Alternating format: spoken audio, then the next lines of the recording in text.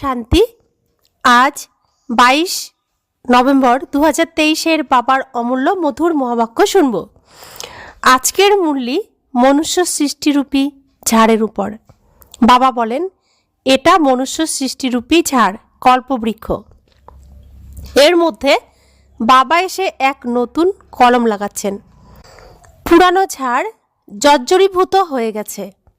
নতুন ব্রাহ্মণের ঝাড়ের কলম বাবা লাগাচ্ছেন। এখন এই গাছে বৃদ্ধিও করতে হবে এবং সামলেও রাখতে হবে, দেখভালও করতে হবে। কেননা নতুন নতুন পাতা দেখে পাখি খেয়ে ফেলে, তাই তাকে সামলাতে হবে, দেখভাল করতে হবে। সাথে সাথে বাবা বলেন, ব্রাহ্মণদের এই বৃক্ষে নতুন নতুন বাচ্চারা দুর্বল হয়ে যায়। এর কারণ বাবা এসে বাচ্চাদেরকে নতুন জ্ঞান শোনান। এই নতুন জ্ঞানকে যথার্থ রীতিতে না বোঝার কারণে অবশ্যই সংশয় উৎপন্ন হয়। ওই সংশয়ের নিবারণ না হলে ধীরে ধীরে দুর্বল হয়ে পড়ে। সেজন্য কেউ দুর্বল হয়ে না পড়ে, তার জন্য যে বোঝাবে তাকে খুব হুঁশিয়ার হতে হবে। যদি কোনো কথা বুঝতে অসুবিধা হয় তবে বড়দের জিজ্ঞাসা করো। তারপরে যদি বুঝতে অসুবিধা হয় তো বাবাকে জিজ্ঞাসা করতে পারো। বাবা সব কথা যথার্থ রীতিতে বোঝান। সেজন্য বাবা বলেন, সংশয় বুদ্ধি কখনোই হবে না, নয়তো মায়া তো নিজের চান্স দেখছেই, তুমি মায়ার প্রভাবে কখনোই আসবে না। এখন শুনছি বাবার অমূল্য মধুর মহাবাক্য। মিঠে মিঠে বাচ্চে, এ হলো তোমাদের ব্রাহ্মণদের নতুন বৃক্ষ। একে বৃদ্ধিও করতে হবে, আবার সুরক্ষিতও রাখতে হবে, কারণ নতুন গাছকে পাখিরা খেয়ে নেয়। প্রশ্ন, ব্রাহ্মণ বৃক্ষের থেকে বেরোনো পাতা কেন সতেজ থাকে না, ঢলে পড়ে? এর কারণ আর নিবারণ কি? উত্তর, বাবা জ্ঞানের যে ওয়ান্ডারফুল অর্থাৎ আশ্চর্যজনক রহস্য শোনান, তা না বুঝতে পারার কারণে সংশয় উৎপন্ন হয়। তাই নতুন নতুন পাতা মুষড়ে পড়ে আর পড়া ছেড়ে দেয়। সেজন্য এখানে যে আত্মারা বোঝায় তাদের অনেক হুঁশিয়ার হওয়া উচিত। যদি কোনো সংশয় ওঠে তখন বড়দের জিজ্ঞাসা করা উচিত। উত্তর না পেলে বাবাকেও জিজ্ঞাসা করতে পারো। গীত, প্রীতম এসে মিলিত হও, দুঃখী এ প্রাণ ডাকছে তোমায়। ওম শান্তি। এই গীত তো বাচ্চারা অনেকবার শুনেছে। দুঃখেই ভগবানকে সবাই ডাকে, আর তিনি তোমাদের কাছেই বসে আছেন। তোমাদের সব দুঃখ থেকে লিবারেট করে দেন। তোমরা জানো যে সর্বদাই যিনি দুঃখধাম থেকে সুখধামে নিয়ে যান, সেই সুখধামের মালিকই এ কথা বলেন। তিনি এসেছেন, তোমাদের সম্মুখে বসে রয়েছেন এবং রাজযোগ শেখাচ্ছেন। এ কোনো মানুষের কাজ নয়। তোমাদের বলবে যে পরমপিতা পরমাত্মা আমাদের মনুষ্য থেকে দেবতা বানানোর জন্য রাজযোগ শিখিয়েছেন। মানুষ মানুষকে দেবতা বানাতে পারে না। মনুষ্য থেকে দেবতা বানাতে বেশি সময় লাগে না। এ কার মহিমা? বাবার। দেবতারা সর্বদা সত্য যুগেই থাকে, এই সময় দেবতারা থাকে না। তাহলে স্বর্গে স্থাপনা করেন যিনি, তিনি মনুষ্য থেকে দেবতা বানাবেন? পরমপিতা পরমাত্মা, যাকে শিবও বলা হয়, তাকে এখানে আসতে হয় পতিতদের পাবন পবিত্র বানাতে। এখন কথা হলো, তিনি আসবেন কেমন করে? পতিত দুনিয়ায় তো কৃষ্ণের শরীর পাওয়া যেতে পারে না, কারণ শ্রীকৃষ্ণ সম্পূর্ণ নির্বিকারী। তিনি বিকারী দুনিয়ায় পাই রাখবেন না। মানুষ তো মুষড়ে পড়েছে। এখন তোমরা বাচ্চারা সম্মুখে বসে শুনছ। তোমরা এই দুনিয়ার হিস্ট্রি জিওগ্রাফি জানো। হিস্ট্রির সঙ্গে জিওগ্রাফিও অবশ্যই থাকে, আর হিস্ট্রি জিওগ্রাফি হয় মনুষ্য সৃষ্টিতে। ব্রহ্মা, বিষ্ণু, শঙ্করের সূক্ষ্মপতনের হিস্ট্রি জিওগ্রাফি কখনো হবে না। ওটা হলো সূক্ষ্মবতন। ওখানে হলো মুভি অর্থাৎ নির্বাক আকারী, টকিত সবাক সাকারি এখানে হয়। এখন বাবা তোমাদের বাচ্চাদের সমগ্র দুনিয়ার হিস্ট্রি জিওগ্রাফি আর মূল বতনের সংবাদ, যাকে ত্রিলোক বলা হয়, সেই সব শোনাতে থাকেন। এখন তোমাদের ব্রাহ্মণদের নতুন গাছ লাগানো হচ্ছে, একে ঝাড় বা চারা গাছ বলে। অন্য যেসব মঠ পন্থ মার্গ আছে তাদেরকে বৃক্ষ বা ঝাড় বলা হবে না। যদিও খ্রিস্টানরা জানে যে তাদের ক্রিস্টমাস ট্রি আলাদা, কিন্তু তাদের একথা জানা নেই যে সমস্ত শাখা প্রশাখা এই বড় বৃক্ষ থেকেই বেরোয়।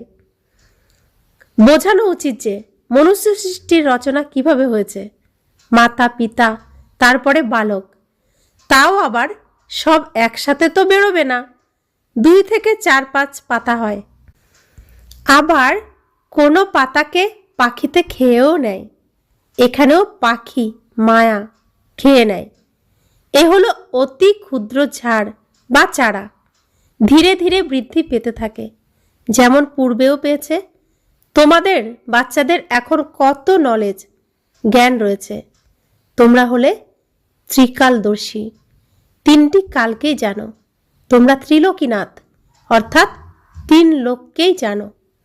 লক্ষ্মীনারায়ণকে ত্রিলোকীনাথ ত্রিকালদর্শী বলা যেতে পারে না। মনুষ্য আবার কৃষ্ণকে ত্রিলোকীনাথ বলে। যারাই সার্ভিস বা সেবা করে তাদেরই প্রজা তৈরি হবে। নিজের উত্তরসূরিও বংশধরও বানাতে হবে, প্রজাও বানাতে হবে। তাহলে বুদ্ধিতে একথা অবশ্যই থাকা উচিত যে আমরাই ত্রিলোকীনাথ। এ বড়ই ওয়ান্ডারফুল বিষয়। বাচ্চারা সম্পূর্ণ রীতি অনুযায়ী বোঝাতে পারে না, তাই কনস্ট্রাকশনের অর্থাৎ রচনার বদলে ডিস্ট্রাকশন অর্থাৎ ধ্বংস করে দেয়। নির্গত অর্থাৎ বেরোনো পত্রদেরও নিস্তেজ অর্থাৎ নষ্ট করে দেয়। তাই পড়া ছেড়ে দেয়। তখন আমরা বলি কল্প পূর্বেও এমনই হয়েছিল। দেখো, যা বিগত তা বিগতই থাক। এখন তোমরা বাচ্চারা সমগ্র সৃষ্টির আদি মধ্য অন্তকে জেনে গেছো, হিস্ট্রি জিওগ্রাফিকে জানো। তাছাড়া মানুষ তো অনেক কথা বানিয়ে বলে, তাই না? কি কি সব লেখে, কেমন নাটক তৈরি করে। ভারতে অনেককেই অবতার মানা হয়। ভারত নিজেই নিজের তরি ডুবিয়েছে।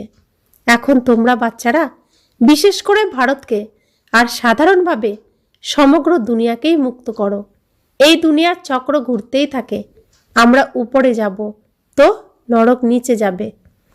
যেমন সূর্য অস্ত গেলে বলা হয় সমুদ্রে ডুবে গেছে, কিন্তু থোড়াই নিচে চলে যায়, মনে করে দ্বারকা ইত্যাদি ডুবে গেছে। মানুষের বুদ্ধিও কেমন ওয়ান্ডারফুল, তাই না? এখন তোমরা কতই না উঁচু হয়ে যাও, অর্থাৎ উচ্চ পদ প্রাপ্ত হয়ে যায়। কত খুশি হওয়া উচিত। দুঃখের সময় তোমরা লটারি পাচ্ছ, আমরা সুখে থাকার লটারি পাচ্ছি। দেবতাদের তো পাওয়া হয়ে গেছে, এখানে তোমরা দুঃখ থেকে অসীম সুখ পাও। কত খুশি হয়ে যাও যে ভবিষ্যৎ 21 জন্মের জন্য আমরা স্বর্গের মালিক হয়ে যাই। মানুষ তো বলে যে গীতার জ্ঞান শোনা অর্থাৎ এও তো এক সৎসঙ্গ।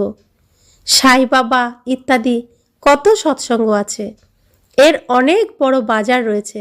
আর এ হলো ব্রহ্মাকুমারীদের একটাই বড় দোকান। অর্থাৎ সৎসঙ্গের অনেক বড় বাজার রয়েছে, বিভিন্ন রকম সৎসঙ্গ রয়েছে, কিন্তু এখানে শুধুমাত্র ব্রহ্মাকুমারীদের একটাই বড় দোকান। জগদম্মা হলেন ব্রহ্মার মুখ বংশাবলী। সরস্বতী ব্রহ্মার কন্যা হিসাবেই বিখ্যাত। তোমরা জানো যে মাতা পিতার কাছ থেকেই আমরা অনেক সুখ পেয়েছিলাম। এখন আবার আমরা সেই মাতা পিতাকেই পেয়েছি, অতি সুখে বিভোর করে দিচ্ছেন। আচ্ছা, এই মাতা পিতাকে জন্ম কে দিয়েছেন? শিব বাবা। আমরা জ্ঞান রত্ন অর্থাৎ রত্ন শিব বাবার কাছ থেকে পেয়ে থাকি। তোমরা হলে পৌত্র পৌত্রী। আমরা এখন সেই বেহদের বাবার থেকে ব্রহ্মা সরস্বতীর অর্থাৎ মাতা পিতার দ্বারা অতি সুখ লাভ করছি। দাতা হলেন তিনি। কত সহজ কথা। আবার এও বোঝাতে হবে যে আমরাই এই ভারতকে স্বর্গে পরিণত করছি। এখানে আবার অত্যন্ত সুখ লাভ করব। আমরা হলাম ভারতের সেবক। আমরা তন মন ধনের দ্বারা সেবা করি। গান্ধীজিকেও সাহায্য করত, তাই না? তোমরা বোঝাতে পারো যে যাদব কৌরব পাণ্ডবরা কি করত? পাণ্ডবদের তরফে হলো পরমপিতা পরমাত্মা। পাণ্ডব হলো বিনাশকালে প্রীত বুদ্ধি, কৌরব আর যাদব হলো বিনাশকালে বিপরীত বুদ্ধি। যারা পরমপিতা পরমাত্মাকে মানে না, অর্থাৎ বিপরীত বুদ্ধিতে থাকে, পরমপিতা পরমাত্মার বিপরীতে থাকে, তিনি কাঁকর পাথরেও রয়েছেন বলে দেয়। তারা বলে পরমাত্মা ঈশ্বর সর্বত্র বিরাজমান। তোমাদের তো তিনি ছাড়া আর কারোর সাথে প্রীত বা প্রেম হয় না। তাই সর্বদা হাসি খুশি থাকা উচিত। পায়ের নখ থেকে মাথার শিখা অর্থাৎ টিকি পর্যন্ত অর্থাৎ সর্বাঙ্গে খুশি থাকা উচিত। বাচ্চারা তো অনেক রয়েছে, তাই না? তোমরা মাতা পিতার দ্বারা শোনো, তাই তোমাদের খুশি হয়। সমগ্র সৃষ্টিতে আমাদের মতো সৌভাগ্যশালী আর কেউ হতে পারে না। আমাদের মধ্যেও কেউ পদ্মাপদম ভাগ্যশালী, কেউ সৌভাগ্যশালী, কেউ ভাগ্যশালী, আবার কেউ দুর্ভাগ্যশালীও রয়েছে। যারা আশ্চর্যজনকভাবে ভাগন্তী হয়ে যায় তাদের বলা হয় মহান দুর্ভাগ্যশালী। কোনো না কোনো কারণে বাবাকে ছেড়ে দেয়। বাবা তো অতি মিষ্ট। বাবা বুঝতে পারেন যে তিনি যদি উচিত শিক্ষা দেন তবে তারা তাকে ছেড়ে চলে যাবে না। তো বাবা মুরলির মাধ্যমে আমাদের শিক্ষা দেন, অনেক কিছু বোঝান। এইভাবে চলো, এইভাবে বলো, এইভাবে খাও, এইভাবে ঘুমাও। তো আমরা বাবার কথা শুনি না, আমরা শ্রীমত মানি না। তখন বাবা মুরলির মাধ্যমে শাসন করেন। যখন শাসন করেন তখন বলবে যে যিনি মুরলিটা যার দ্বারা চলছে, যে চালাচ্ছেন নিমিত্ত হয়ে, সে বলছে, তো তার উপর রাগ করে। আর যখন বাবা ভালোবেসে অনেক সুন্দর করে বাচ্চাদের বোঝান তখন বলেন যে বাবা আমাদের কত ভালোবাসেন। আর যখন শাসন করেন তখন বলবে যে যিনি নিমিত্ত হয়েছেন, যিনি এই মুরলিটা চালাচ্ছেন, তিনি বলছেন। তখন বিভিন্নভাবে মনের মধ্যে কষ্ট পায় আর পড়া ছেড়ে চলে যায়। তাছাড়া ব্রাহ্মণ পরিবারে কোনো পরিস্থিতি আসলো, কিছু উপর নিচ হলো, তখন ক্রোধ অগ্নিতে জ্বলে পুড়ে পড়া ছেড়ে চলে যায়। বাবা বোঝান যে তোমরা বিকারে গিয়ে কুলের অর্থাৎ বংশের নাম বদনাম করো। যদি নাম বদনাম করাও তাহলে অনেক সাজা পেতে হবে। তাদের বলা হবে যে সদ্গুরুর নিন্দাকারী। তারা আবার মনে করে যে একথা বুঝি নিজের লৌকিক গুরুর বিষয়ে বলা হয়েছে। অবলাদের পুরুষেরাও ভয় দেখায়। এই সময়ে অমরনাথ বাবা তোমাদের অমর কথা শোনাচ্ছেন। বাবা বলেন, আমি তো টিচার, সার্ভেন্ট, তাই না? টিচারের পা ধুয়ে জল পান করে কি? বাচ্চারা যারা মালিক হতে চলেছে, আমি কি তাদেরকে দিয়ে পা ধোয়াবো? না। গায়নও করা হয় নিরাকার নিরহংকারী। ইনিও অর্থাৎ ব্রহ্মা বাবাও ওনার সঙ্গতে নিরহংকারী হয়ে গেছেন, অর্থাৎ শিব বাবার সঙ্গতে নিরহংকারী হয়ে গেছেন। অবলাদের উপরে অত্যাচারের কথাও বলা হয়েছে। কল্প পূর্বেও অত্যাচার হয়েছিল। রক্তের নদী বয়ে যাবে, পাপের কলস পূর্ণ হবে। এখন তোমরা যোগ বলের দ্বারা অসীম জগতের বাদশাহী অর্থাৎ রাজত্ব নাও। তোমরা জানো যে আমরা বাবার কাছ থেকে অটল অখণ্ড বাদশাহী নিই। আমরা তো সূর্যবংশীয় হব। হ্যাঁ, এতে অনেক সাহসও চাই। নিজের মুখ দেখতে থাকো। আমাদের মধ্যে কোনো বিকার নেই তো? কোনো কথা না বুঝলে বড়দের জিজ্ঞাসা করো। নিজে সংশয় মুক্ত হও। যদি ব্রাহ্মণী বা নিমিত্ত সংশয়মুক্ত করতে না পারে তবে বাবাকে জিজ্ঞাসা করো। এখনো বাচ্চারা, তোমাদের অনেক কিছু কথা বোঝার আছে। যতদিন বেঁচে থাকবে বাবা ততদিন বোঝাতেই থাকবে। বলো, এখনো তো আমরা পড়া করছি, আমরা বাবাকে জিজ্ঞাসা করব। অথবা বলো, এই কথা বাবা এখনো বোঝায়নি, পরে বোঝাবে, তখন জিজ্ঞাসা করো। অনেক পয়েন্টস বেরোতে থাকে। কেউ বলবে লড়াই, এর কি হবে? বাবা ত্রিকালদর্শী, তাই তিনি বোঝাতে পারেন। কিন্তু এখনো তো বাবা বলেননি। আপনার আর্জি অর্থাৎ আবেদন রাখুন, মর্জি মতো তিনি উত্তর দেবেন। নিজেকে মুক্ত করে নেওয়া উচিত। গার্ডেনে বাবা কিছু বাচ্চাকে প্রশ্ন করেছিলেন যে বাবা হলেন জ্ঞানের সাগর, তাই অবশ্যই তিনি জ্ঞান ড্যান্স করে থাকেন। আচ্ছা, যখন ভক্তিমার্গে শিব বাবা সকলের মনোকামনা পূর্ণ করার পার্ট প্লে করেন, তখন সেই সময় ওনার এই সংকল্প হয় যে আমাকে সঙ্গম যুগে ভারতে গিয়ে বাচ্চাদেরকে এই রাজযোগ শেখাতে হবে। বাবার এরকম সংকল্প হয় কি? স্বর্গের মালিক বানাতে হবে, এই সংকল্প হবে, বা যখন আসার সময় হবে তখন সংকল্প আসবে। এইসব সংকল্প বাবার কখন আসবে?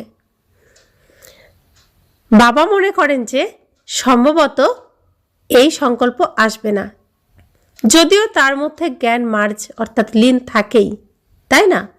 গায়নও করা হয় যে ভগবানের নতুন সৃষ্টির রচনার সংকল্প উঠেছিল।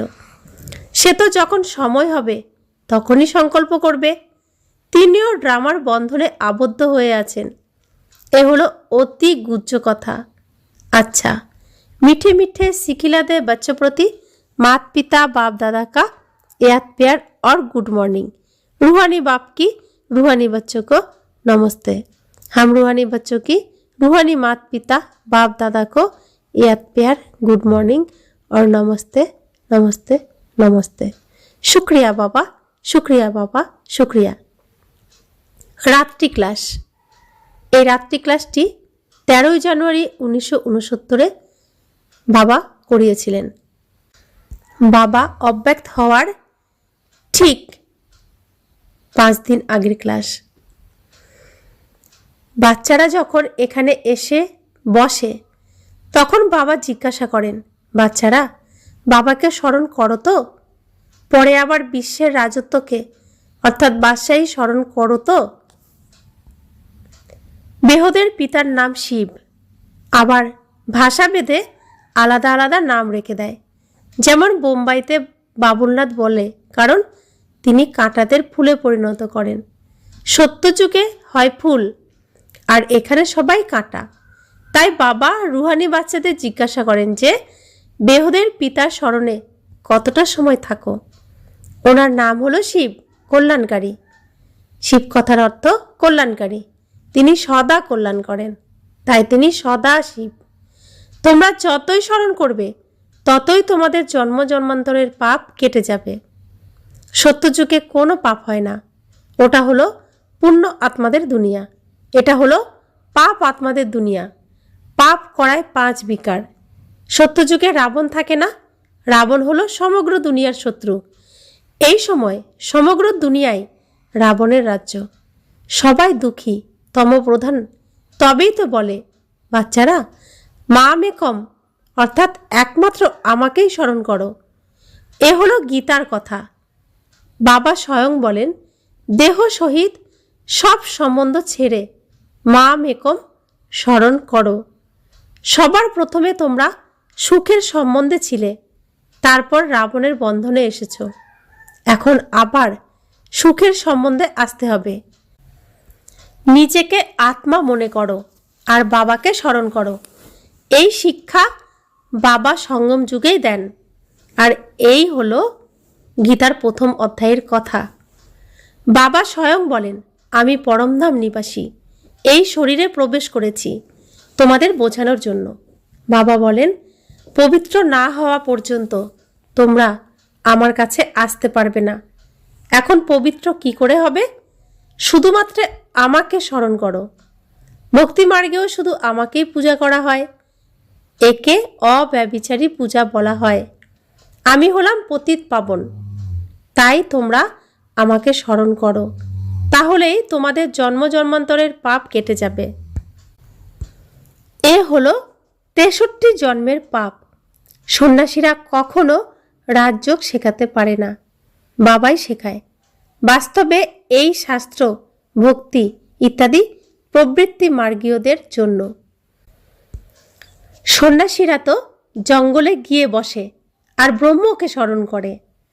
এখন বাবা বলেন, সকলের সদ্গতি দাতা হলাম আমি, তাই আমাকে স্মরণ করো, তবেই তোমরা এমন লক্ষ্মীনারায়ণ হবে। এই অবজেক্ট সামনে রয়েছে। যতই পড়বে আর পড়াবে ততই দৈবী রাজধানীতে উচ্চ পদ পাবে। এক পিতার হলেন অল্প, রচনার দ্বারা রচনার উত্তরাধিকার পেতে পারে না। তিনি হলেন অসীম জগতের পিতা, তাই অসীমিতের উত্তরাধিকার দেন। তোমরা স্বর্গে সৎ গতিতে থাকবে। এছাড়া আর সব আত্মারা ঘরে অর্থাৎ পরমধাম ফিরে যাবে। মুক্তি, জীবন মুক্তি, গতি, সদ্গতি শব্দগুলো হলো শান্তিধাম, সুখধামের। বাবা স্মরণ ছাড়া কেউই ঘরে ফিরে যেতে পারবে না। আত্মাকে পবিত্র অবশ্যই হতে হবে। এখানে সকলে হলো নাস্তিক, বাবাকে জানে না। তোমরা এখন আস্তিক হও। গায়নও রয়েছে যে বিনাশকালে বিপরীত বুদ্ধি বিনশন্তি। এখন তো বিনাশকাল, তাই না? চক্রকে অবশ্যই ঘুরতে হবে। বিনাশকালে যাদের প্রীত বুদ্ধি হয় তারাই বিজয়ন্তী হয়। বাবা কত সহজ করে শোনান, কিন্তু মায়া রাবণ ভুলিয়ে দেয়। এখন এই পুরানো দুনিয়ার অন্তিম সময়, ওটা হলো অমরলোক। ওখানে কাল হয় না। বাবার উদ্দেশ্যে বলা হয়, এসো, সাথে করে আমাদের সকলকে নিয়ে চলো। তাহলে বাবা হলেন কাল, তাই না? সত্যযুগের বৃক্ষ কত ছোট, এখন তো বৃক্ষ অনেক বড়। অর্থাৎ সত্যযুগে খুব অল্প সংখ্যক আত্মারা থাকবে, আর এখন সব একটারা অর্থাৎ সব আত্মা পৃথিবীতে চলে এসেছে। তো এই বৃক্ষ পুরো পরিপূর্ণ হয়ে রয়েছে। ব্রহ্মা আর বিষ্ণুর অকুপেশন অর্থাৎ কর্তব্য কি? বিষ্ণুকে দেবতা বলা হয়। ব্রহ্মার তো কোনো অলঙ্কার ইত্যাদি নেই। ওখানে তো না ব্রহ্মা আছে, না বিষ্ণু, না শঙ্কর আছে। সত্যযুগে এরা কেউ থাকবে না। প্রজাপিতা ব্রহ্মা এখানে রয়েছে। সূক্ষ্ম বতনের শুধু সাক্ষাৎকার হয়। স্থূল সূক্ষ্ম মূল আছে, তাই না? সূক্ষ্ম বতনে হলো মুভি, এটা হলো বোঝার মতো বিষয়। সূক্ষ্ম বতনে ইশারায় ইশারায় কথা বলতে হয়, কথা বললে শোনা যাবে না, তাই তো ইশারা অর্থাৎ অভিনয় করে দেখাতে হয়, তাই বলা হয় মুভি দুনিয়া। এসব কথাই হচ্ছে বোঝার মতো বিষয়। এ হলো গীতার পাঠশালা, যেখানে তোমরা রাজযোগ শেখো। শিব বাবা পড়ান, তাই অবশ্যই শিব বাবাই স্মরণে আসবে, তাই না? अच्छा, रूहानी बच्चों को रूहानी बाप दादा का याद प्यार और गुड नाइट। रूहानी बच्चों को रूहानी बाप की नमस्ते।